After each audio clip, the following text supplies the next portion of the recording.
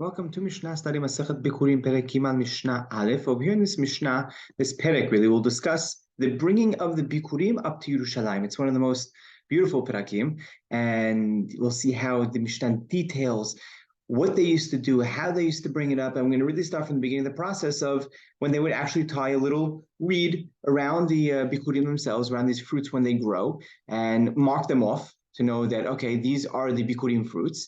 That's what our Mishnah is going to discuss, and we'll see the process of how they will bring them up to Yerushalayim. So, bikurim. How do we set aside? How do we separate the bikurim?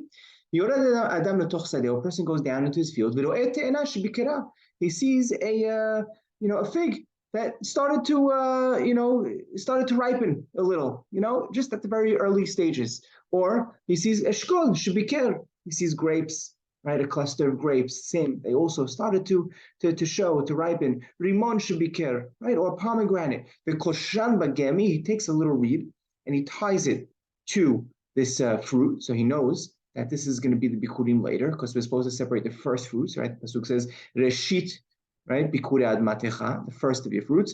And what does he say when he ties this reed on? Ve'omer hare elu bikurim. These are bikurim. Okay, now he calls it out. He's just separated. He designated these fruits, these first fruits, as bikurim. He tied it with a string, and now he knows that these are the bikurim when those fruits fully ripen.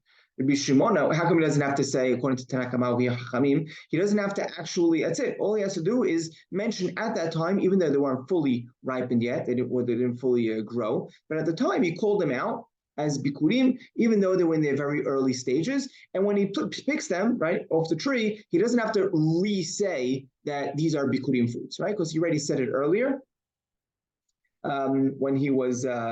when he marked it. So at the time when he b'shat hafrasha, right? That's right, the time that he separated, even though they were unripe, it's fine, right? You're koreh Hashem, you're right, you called it a name, and you don't need to go ahead and be koreh Hashem again, right, when you pick it. Now Rabbi Shimon argues on that point. Rabbi Shimon Omer, afal pichen, even later on, when you pick it, you need to actually call it again. These are bikurim.